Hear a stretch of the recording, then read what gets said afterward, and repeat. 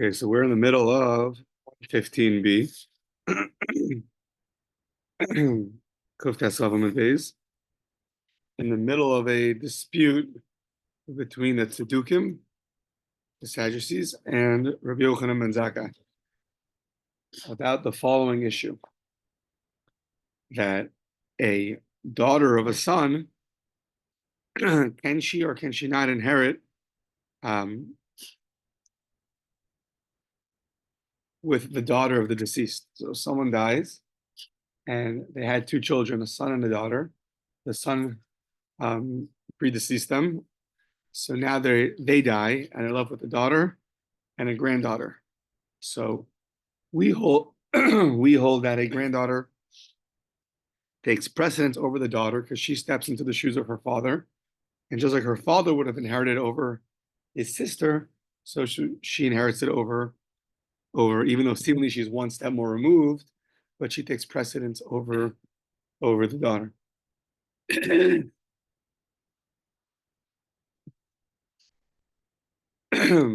So that was a big dispute between Rabbi Yochanan ben Zakkai and the Sadducee, and we ended off yesterday that Rabbi Yochanan ben Zakkai brought a proof that in the Torah, he proved that the grandchildren are considered like children, that b'nei banim kibanim, they step into their shoes, and therefore this law should make sense against the Kal v'chomer, against the logical deduction of the Sadducees. So we are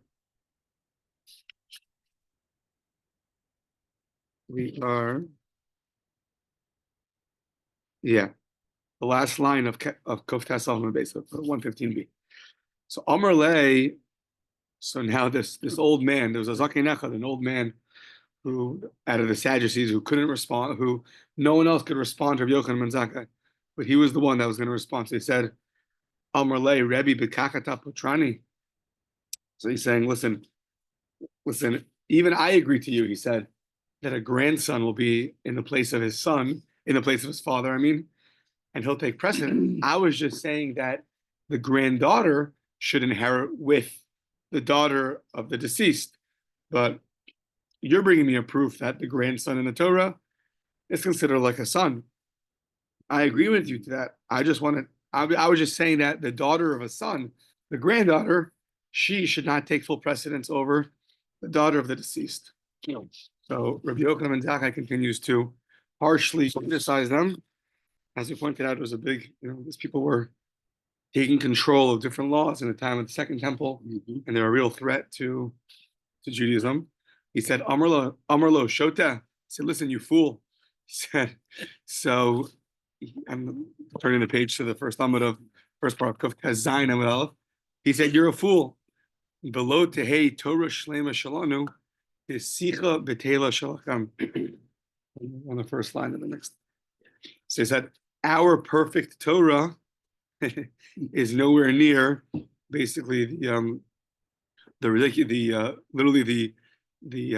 regular speech, your regular speech. Our holy Torah is perfect compared to your nonsense speech. Yeah. So the Rambam says that he didn't want to push him away. He didn't want to tell him the actual reason because you shouldn't share, the actual reasons for things. People like this, you feel free to keep it to yourself. So there was certain criticism of certain rabbis who went and debated sometimes, if to know when, the situation with big heretics. They say, well, what are you telling them all our reasons for? What's it going to do?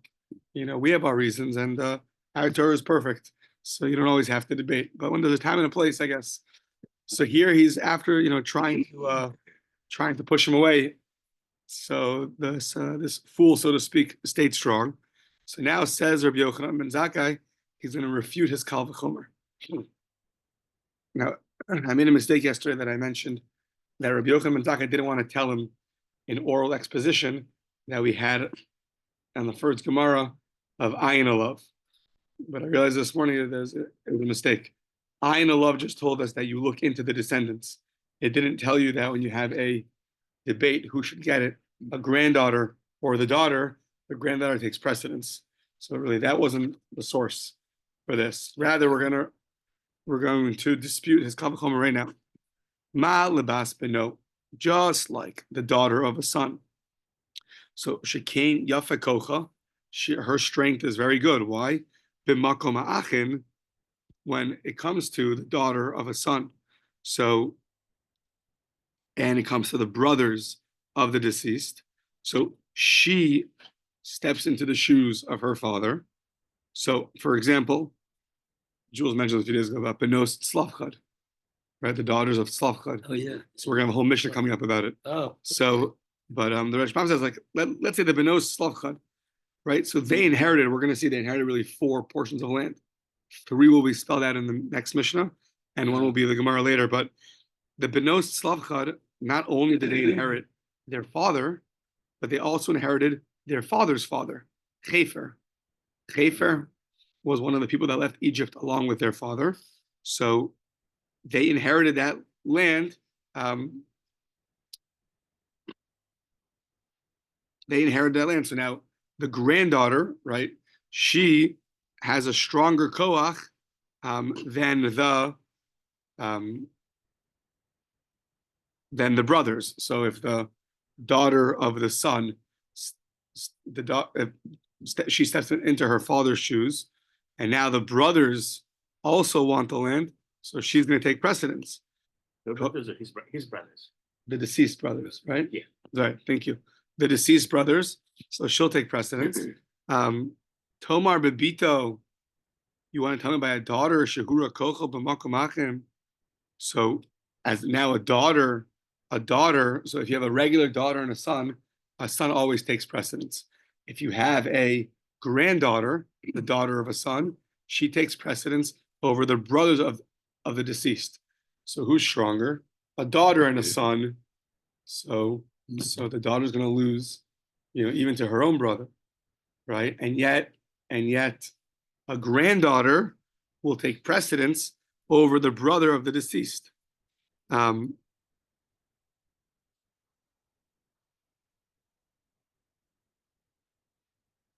Right. So the Rashbam spelled out a regular daughter does not inherit with her brothers when her father dies. So for sure, she's not going to inherit with the daughter of her brothers, right? So the Benos Slavchad, for instance, they inherited their grandfather's land, and the children of Chefer. So in our family tree here, Chefer had a son, Slavchad, who had these 5 daughters. Now, Chefer had other children too. So now the granddaughters, the Benos Slavchad, they were the granddaughters. They took the land and not the children of Chefer or the daughters of Chefer. So what do you see? The daughter of a son comes before a daughter. So the Benos Slavchad got their grandfather's inheritance before they had the first rights to the land, before the daughters of Chefer. So Chefer left some daughters. He left a son, Slavchad. Slavchad died, and now Slavchad has 5 daughters.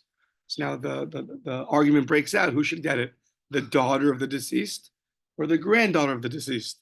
So says Rabbi Yochanan, back to this Sadducee. He says, look, we see that a granddaughter, right, she steps into her father's shoes and therefore takes precedence over the brothers of the deceased. She's stronger. She has more of a precedence in inheritance than an actual daughter does. And to that, he had no response. To this rebuttal of his Kal V'chomer, he had no response. His whole thing was, listen, a daughter's closer, so they should at least inherit together. The daughter of the deceased, how could she be worse off than the granddaughter? Right. He says, but we see if the granddaughter steps into her father's shoes, and the father would inherit over the brothers of the deceased, so he's stronger in a certain way, she's stronger in a certain way than the daughter of the deceased. And on that day, Asuhu v'nitzchum, they were victorious. The Oso Hayom Asu Yontif. And that day they made a holiday. I believe at least 2 ramifications of this holiday was you're not allowed to fast and you can't eulogize. I don't know if you have to have necessarily necessarily wine and meat like other holidays, but yeah. Okay. Fine. Morning, Jared. I got up at 5:10 to be there on I time. know, I heard you were filling yesterday. You were filling. That's that. 3-day holiday, 3 days off, and then work comes. It's too much holiness, you're saying, No, for one physical body. yeah, right. So we're We're on on it. 3-day holiday. That's right. We're on 116a, fourth line, last word. Vayomru. So now we're quoting a pasuk. So at the end of this whole, there's a whole story called Pilagish Begiva. The town of Giva did certain inappropriate things. A lot of the town got wiped out. It was a big tragedy. One of the tribes, there was a civil war broke out between the tribe of Binyamin against other Jews, and basically almost the entire tribe was wiped out. There's 600 men remaining. So Vayomru, they said, Yerushas Pleita leBinyamin below Yimachi Shevim Yisrael. So all these 600 men just inherited a ton of land. The entire tribe, had thousands of people, was all gone. 600 men were left. And it says, Velo Yimachi Shevim Yisrael. And we don't want a tribe to be extinguished from the Jewish people. So, what does that teach you?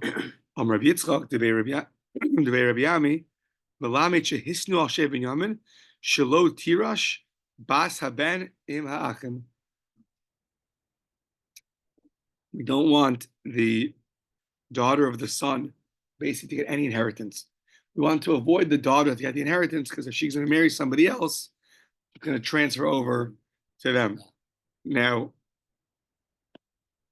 if you're worried about a daughter marrying somebody else and then the inheritance transferring over, so what would happen in the event that there's no daughter of a son? There's just a daughter, right? Let's say there's just a daughter. So then what are you supposed to do? So this Rishban talks about all these different cases, but they didn't want, at least in the event where there was a son and there was the granddaughter, they'd rather go to the son. Now, how does the Bezdin do that if it's not, the Torah says it goes to the granddaughter? Right. So this is a principle, I don't know where the original source is, I don't remember, but it's called Hefker Bezdin Hefker. It's based off 2 verses from the book of Ezra, I believe. Hefker literally means ownerless. Bezdin is the court of law, Hefker. So Bezdin has the ability to, in monetary areas, to, so to speak, control the money. Now, does it mean, sometimes it means they can make the money ownerless, and sometimes they can actually transfer it over. That's a big debate, how much their power is. Can they take money from someone and transfer over to somebody else? Or can they just make this money ownerless? But it could be that that's dependent on the 2 verses that are brought as the source from the book of Ezra. But either way, they have this power to do that. So they said that when land is going to go, if there's a son and a granddaughter, that the land is going to belong to the son and not to the granddaughter. Because they were worried about this tribe being totally extinguished. Yeah, if there's just a daughter,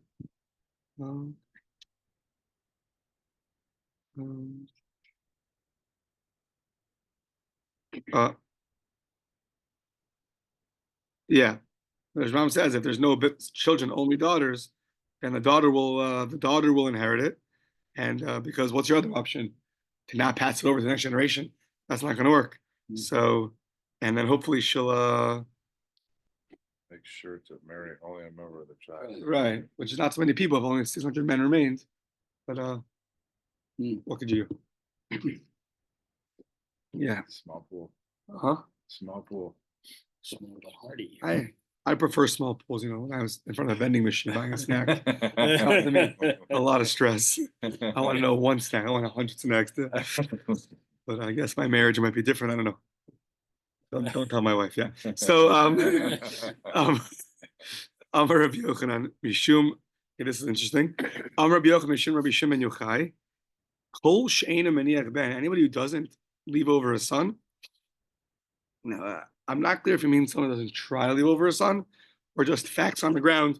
A son who is not left over to inherit him. So Hakadosh Baruch Hu Moli Elav Evra. Shem is not so pleased with him. There's a certain anger, so to speak, about why. Siv hacha ve'avar. Well, what's the source? Siv hacha ve'avartem esnachal. So that's our verse that the land is going to literally pass over. Vavartem, but it also is the same word evra, which means a day of anger. Uksiv hasam, talking about the future, I believe, from Zephaniah. Yeah, it's Zephaniah. So Yom Evra Hayomahu. So the words Havartim and Evra are the same. So certain severity in someone who doesn't leave over a son to inherit him. We have to look into the Haggadic commentaries to see why such a terrible thing. Yeah. But you see though that you want the heritage and the land to be passed over. We'll see more stories about this soon. So Asher ein Khalifos Lamo, the verse says in Tehillim that Asher ein Khalifos Lamo below Yireh Elokim. So I think Khalifos means to change. There was no one to change for him. You know how that translates literally. Replacement. To change replacement. Yeah. Oh. Funny in modern Hebrew, Khalifa is like a shirt. Apparently, to change your shirts every day. Okay, so Ein Khalifot Lamo below Yireh Elokim. Someone who doesn't have a replacement is not one who fears God. So what does that mean? So Rabbi Yochanan and Rabbi Shua ben Levi had a debate. Chad Amar, it's talking about somebody, Kol she'eino maniach ben, someone who doesn't leave a son over, is categorized as someone who doesn't fear God. One thing you have to know what that means. A person, let's say, a person with many great people, right? Many great people, or a giant didn't have children. So I'm saying you have to know every Haggadic statement has to be interpreted by the Haggadic commentaries and be understood in the context of every other statement. So but we're trying to one point here. We're trying to say that in a certain way, these rabbis felt that a person that doesn't leave over a son, for some reason, is categorized as below Yireh Elokim, some lack of fear of heaven. Now, once again, it's hard to understand it exactly what this means without looking into it, because the guy tried to have fear of heaven and it didn't work out. So we have to look into it more. Maybe Shabbos if we have more time. Yeah. So he only had daughters, right? right. So it's also interesting. Like, what if you have a grandson? Yeah. I mean, if you have a grandson, then your lineage is still passed over from the daughter to the son, right? The grandchildren are considered like children. Okay. So yeah. If you want it to be passed over, if the daughters have sons, that is passed over. So that's interesting. Yeah. Okay. Either way, so they had a machlokas. Is this referring to a student? Chadamar kol she'en maniach ben, v'chadamar kol she'en maniach talmud. Machlokas Rabbi Shua and Rabbi Yochanan. Is it talking about someone who doesn't leave over any students, or someone doesn't leave over any children? So that first one, students, a little bit easier to understand. Because students, okay, if you have what to give over, so you can go teach. If you're holding it all to yourself, so I understand that. There's many sources about not keeping in your Torah and making sure you share with other people. That's a lot of. But a son, one thing, a son's interesting. Doesn't mean no son, but a yes daughter. Doesn't mean no children at all. Doesn't mean he didn't try at all. I'm not sure if to look into it more. Okay, so now we're going to speak who concluded which statement. To Stayim, Rabbi Yochanan, it must be that Rabbi, because we didn't say who said what. So conclude to Stayim, Rabbi Yochanan, the Amar Talmud. It must be that Rabbi Yochanan was referring to a student. Why? From the Gemara Brachos. Yeah. Damar Rabbi Yochanan din garme da asiri bir. Rabbi Yochanan unfortunately lost. He had 10 sons and lost them all in his lifetime. And the 10th son, he would carry out a bone from the 10th son, not just for fun, but he would go to the mourners, right? He would go to a base avel, and he'd make them feel better. He'd try to console the mourners. And he'd say, look, I lost 10 children. Okay. This happened also in recent times with Chief Rabbi's father, the former Chief Rabbi, Rav Meir Lau, was orphans from the Holocaust at 7 years old. Him and his older brother, he was 9 years old. After the Holocaust, he came to Israel and he became Chief Rabbi Tel Aviv and then Chief Rabbi of Israel. I think it was the Yom Kippur War, maybe 1973. So he would go to hospitals to console little orphan children and say, I'm also, I'm just like you, try to cheer them up. So it's a really Good story. first book I couldn't put down. I remember I was 18 years old. It's an amazing book. So I'm happy to learn it. So out of the depths. So anyways, so that's what Rabbi Yochanan used to do. So look, he was the one who would walk around with saying that my last son had died, so I didn't leave any son over. So if Rabbi Yochanan understood the verse that someone who doesn't leave a son over, to inherit him is someone who doesn't fear God, he wouldn't walk around talking about himself. Look, I don't fear God. I didn't leave a son over. So it must be that he understood that verse to mean it's referring to someone who didn't leave over a student.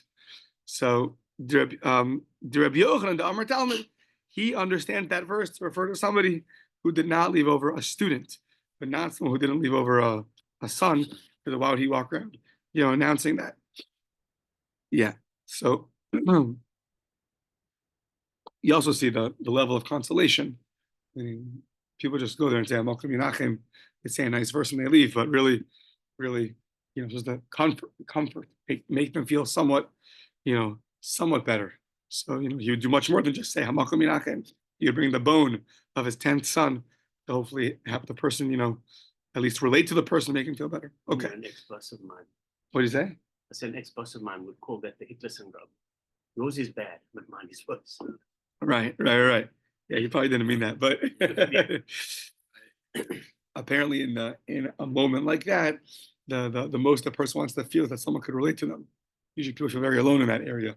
They feel they don't know what to do.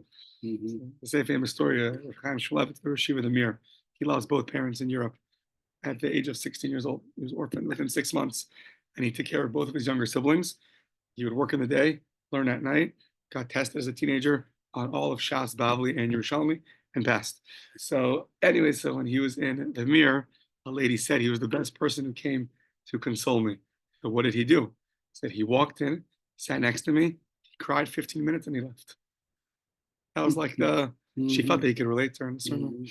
Yeah, he was like, he was a huge Torah giant, but he was able to relate. So, okay, so that is Rabbi Yochanan. He was the one who understood the verse to mean a Talmud. But with Rabbi Yochanan, Amar Talmud, Rabbi Shubin Levi, Amar Ben. So then, process of elimination, if these two are arguing, is the verse referring to a son or a student? So if Rabbi Yochanan is the one who said student, it must be that Rabbi Shubin Levi said it's referring to a son. But how could that be? Rabbi Shubin Levi lo azil lebei tamya. Rabbi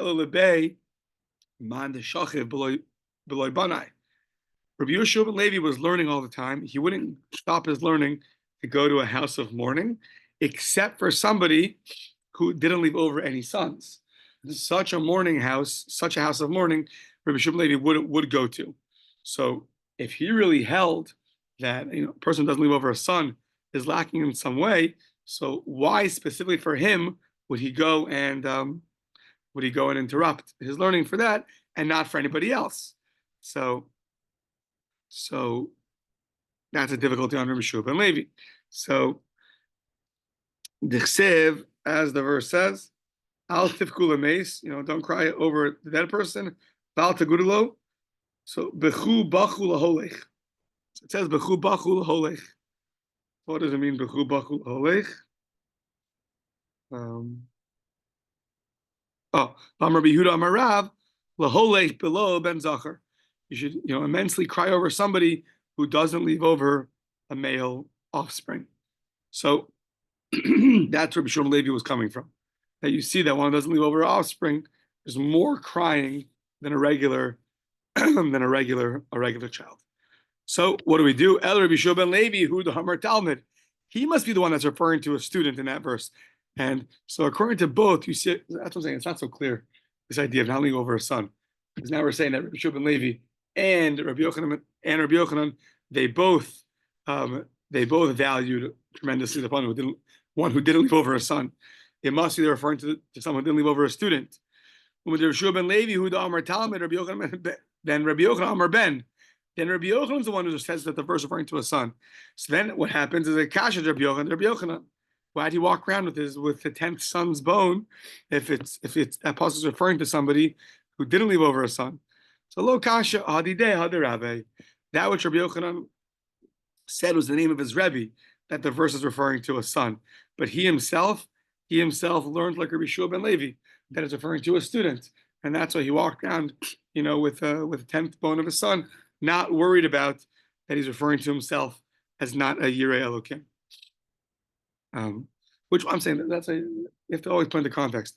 At the end of the day, it'd be more important to console somebody if you're able to, and to degrade yourself as not the most fearing of God person on the scale of things, right? Usually. I don't know how to weigh these things. To see the Agada commentary too. Imagine talking about sea monsters. Yeah, right? So that's the way we have to view it. So now, 3 stories. Simin, Hadar, Ani, Chacham. Let's see. Daraja Rabbi Pinchas ben Chama interprets the following verse. Hadar Shama b'Mitzrayim ki shachav David imavosav. So it's speaking about David dying, but by David it refers to that he lied down. Shachar means to lie down. Imavosav with his forefathers, referring to that he died. V'chi meis Yoav sar hatzava. But when Yoav, the general of the army, when he died, it uses the word mace. So that both the words are referring to dying. By David, it refers to him as lying down. And by Yoav, it refers to death. How come by David it says Shriva, lying down, Ubi Yoav Namar Bo Misa refers to death. So why? David Sheniach Ben, David that left over a son, Namar Bo Shriva, Yoav Sheniach Ben, Namar Bo Misa. There, by the one who left over a son, it's referred to lying down. Sometimes in a Agada, lying down is referring to a lower degree of death. Sleeping, it's napping. It's like a gemara like that about the forefathers are napping. They're not dead. And Eliyahu Navi, one day someone came late to the base medrash and I said, "Where were you?" And he has a whole story about the avos washing his hands in the morning, meaning on some spiritual level, when you say shachav, it means that they're not fully dead. So in this case, it means that as long as you leave a son over, you're still alive, right? We know that the Gemara says tzaddikim, even in their death, are called alive, and Rishayim, the wicked, even when they're alive, are called dead. So what does life and death mean there? It doesn't mean physical, right? Because when someone physically dies, they're still alive. So yeah. So if you look at death and life in terms of eternity, right? So tzaddikim are going to live eternally. Temporarily now they're not here because we're going to have a revival of the dead, and they'll be here, but they live for eternity. Rishayim, once they're working in this world, whatever they're going on is like extra energy. Like it's just like I saw one time, like a wind-up toy. Only has that much energy left. So the wicked also, they have 67 years in this world, but in the scope of eternity, they're not going to be here anymore.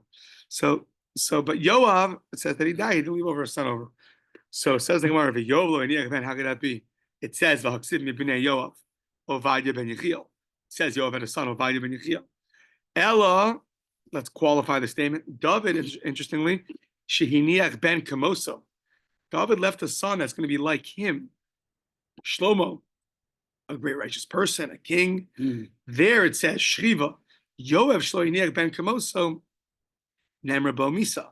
Even though Yoav had a son and he's living on his legacy, so to speak, but if you're not on similar stature to your father, you're not living the same kind of life. So then that's also in a certain way the end of a legacy. But if you continue to live on the legacy, so then then the parent hasn't died in a certain respect. So Darsha Pinchas ben Chama, next story. Darsha Pinchas ben Chama, our next expounding of a verse. Darsha Pinchas ben Chama, Kasha Anios Besoch Beso. So just once we had one statement of Rav Pinchas ben Chama, we're going to bring 2 more.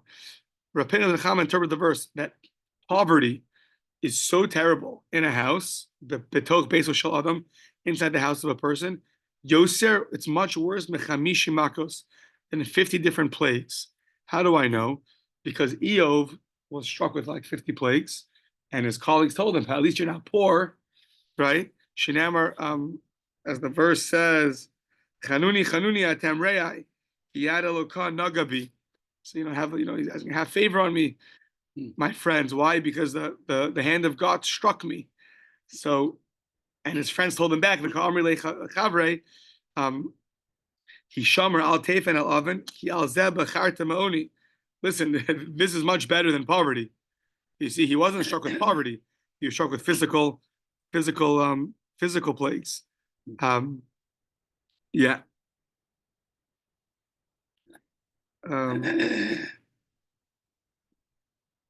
Yeah, the al teif and el avon means, don't turn towards iniquity, towards sin. The Rashbam says, don't think too much about the midas hadin, the judgment that was, that God's attribute of justice, which has been, given to you through all your terrible afflictions, because there are worse afflictions. It's like Steve's boss, right? There's people have worse than you. What's worse than you? Poverty. So they're consoling him, saying Hashem is still, there's still an aspect of rachmanis, of compassion towards you. Yeah. So you can always find the good in life, even with terrible physical plagues, but there's still, things that could be much worse. And for that, you see that God still has compassion on you. Yeah.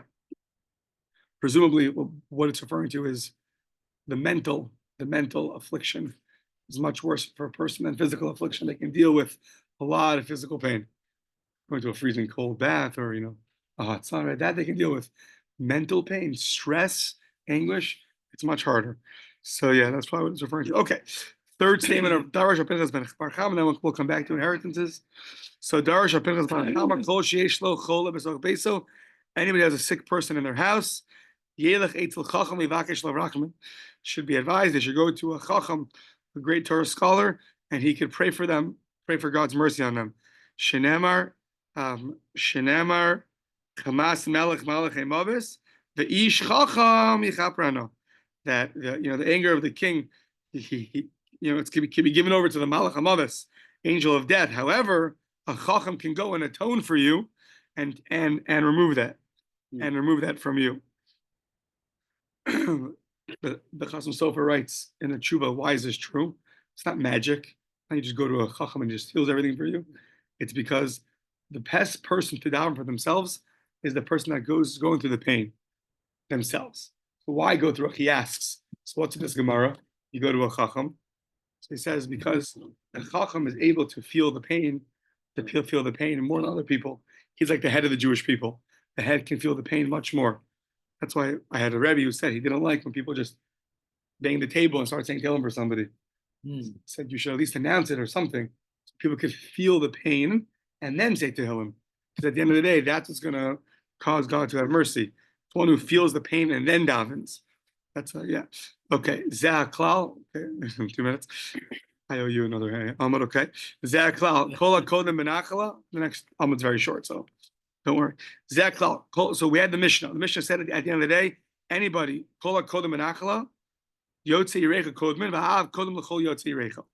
Anybody who precedes someone else in inheritance, their offspring will always precede anybody else, and the father is before anybody.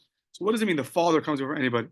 Yomi Bava asked the following question: Avi ha'av va'ache ha'av.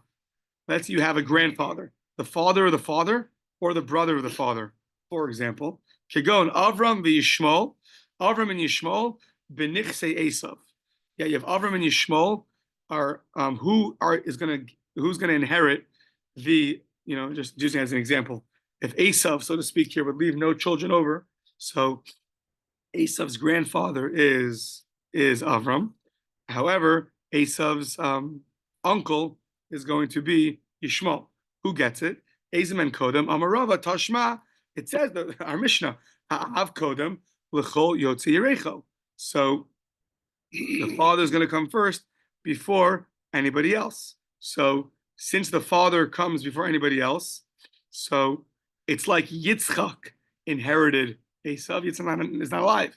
It's like Yitzchak's going to inherit it, and then if he's going to inherit it, so then it'll go to Avram Avinu. It'll go to the grandfather because the father takes the place of the son. So in this case, the grandfather will take place over the uncle. So it says this is so obvious. So why did Rabbi Bar Chama ask such a question? Turning the page, Rabbi Bar Chama agav chur felo ayin ba. He was actually involved in a different, much more serious question. and didn't have time to think about this. That's why he asked this question, it's an obvious mission. Okay, to be continued.